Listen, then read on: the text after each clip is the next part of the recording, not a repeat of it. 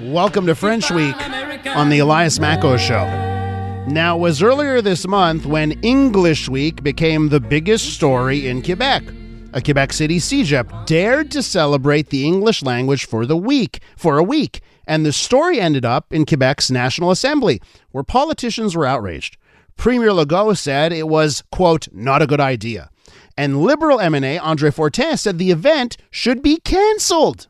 Now, with that in mind, we wanted to be equally the cause of controversy by saying on the Elias Macko Show, this week we're going to do things a little differently and hold our first French Week every day at 10:20. We'll be doing a segment dedicated to French, its place in Quebec, Canada, and the world. We start off French Week in Detroit, where a new organization named New Foundation Detroit has been unveiled to promote the French language in that American city. With more on this, we go to Claire-Marie Brisson, Preceptor in French at Harvard University. Claire-Marie, welcome to the program.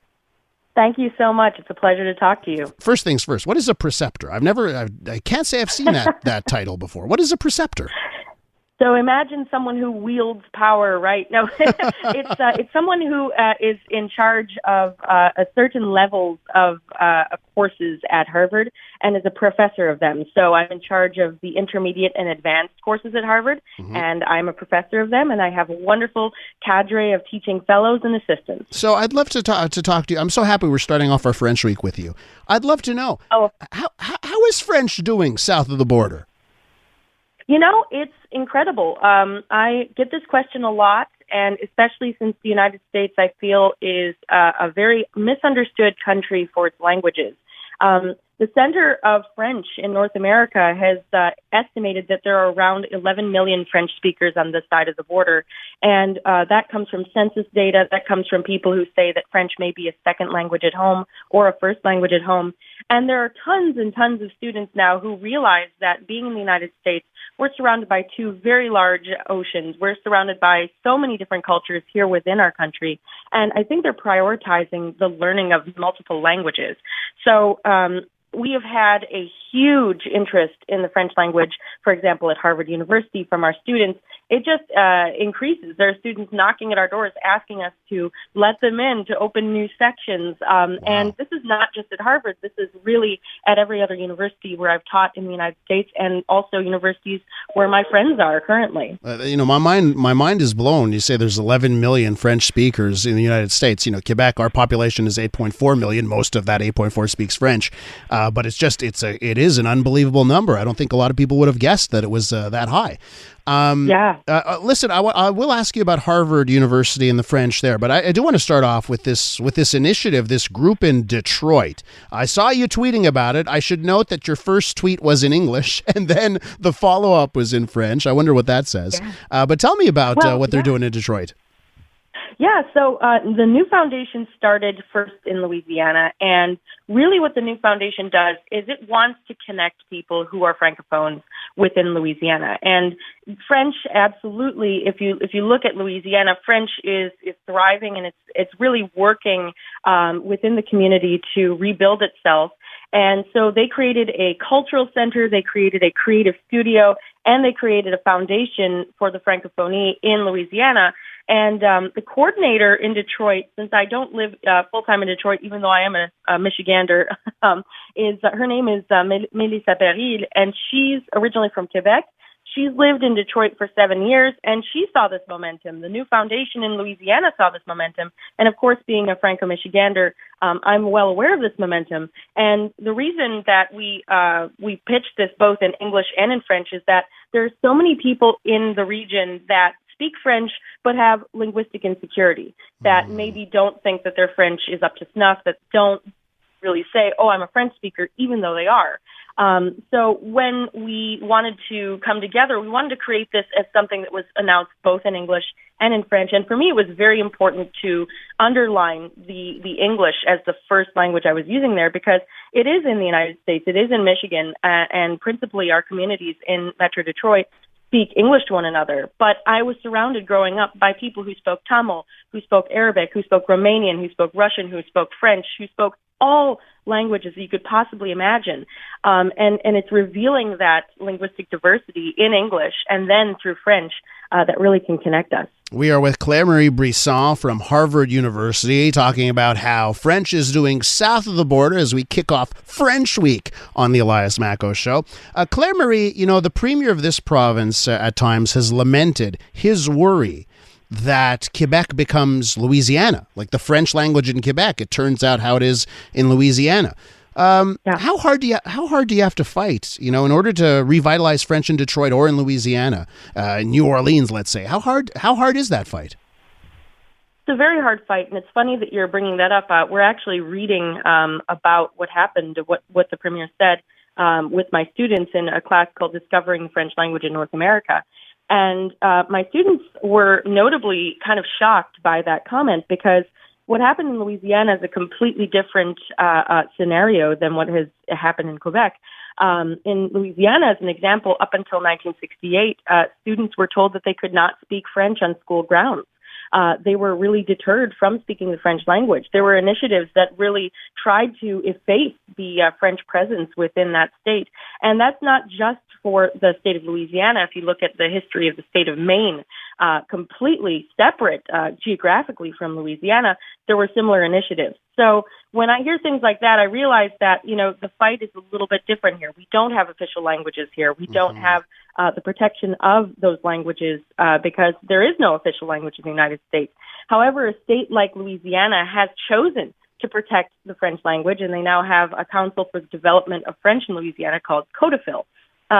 So it's a definitely, I would say it's very difficult to be a linguistic minority anywhere.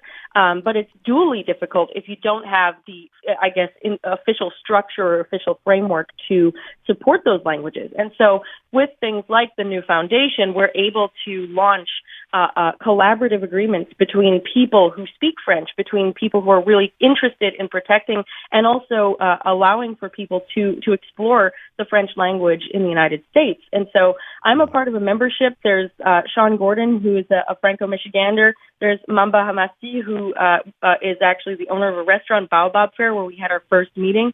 And there's Toela Magé Okoduri. And these are people who have worked very hard within the Francophone context of Detroit to say, hey, we're here and we really want to make sure that we continue to be here.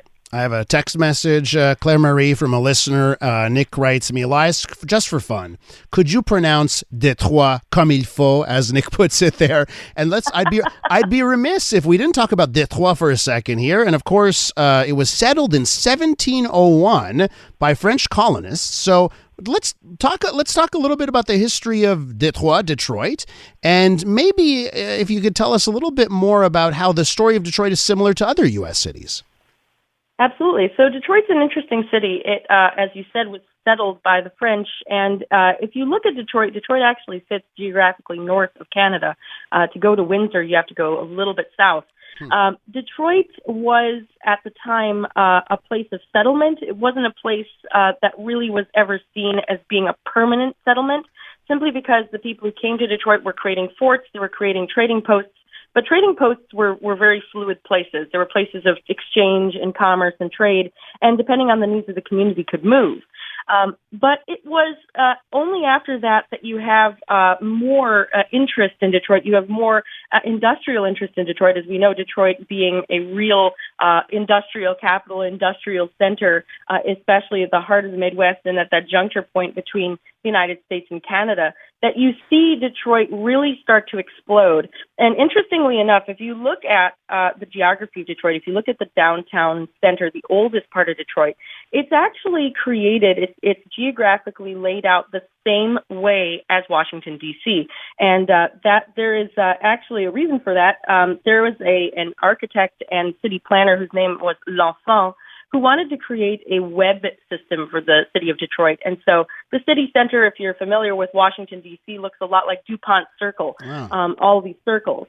And this was the Francophone influence. The Francophone influence was there from the center, from the ground. There were ribbon farms at one point that allowed equal access to the water from French-speaking farmers, there was the idea that this was going to be the next great Francophone city, and I would even say pluriphone city, because, you know, there's many languages, the First Nations tribes that reside within the region, the other communities such as the Germans who arrived to Detroit not long after. So we see that it was at one point even the capital of Michigan as a territory and a state. It was a place of negotiations, a place of changing, and of course a place of languages. And the late 1800s, around 1896, Henry Ford becomes a big name in the region. He tries to build his first automobile in a rented workshop on Mack Avenue. He succeeds. And then we have this industrial boom with the auto industry, the Ford's manufacturing, the Chrysler manufacturing, and eventually General Motors manufacturing comes to Detroit. And that doesn't just mean that Francophones are coming. That means so many languages come to the region. And, you know, they had also initiated strikes and other tactics with the United Auto Workers. So people are thinking not only about their communities, but they're thinking about how they work and what languages they're working in and how they feel, how are their benefits at work. And so the world had their eyes on Detroit for a very long time. And I was doing some research.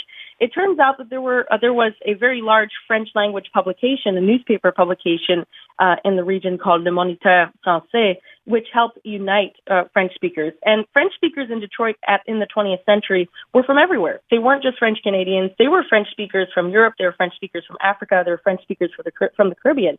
And what that means is that mixing has always been there, that linguistic mixing, that linguistic center has always been in Detroit. And we're trying to rediscover that with the new foundation. Marie-Claire, c'était un plaisir. Thank you. Merci beaucoup. Hein? Thanks for coming on. Absolutely. A pleasure for me as well. That's Marie-Claire Brisson from Harvard University.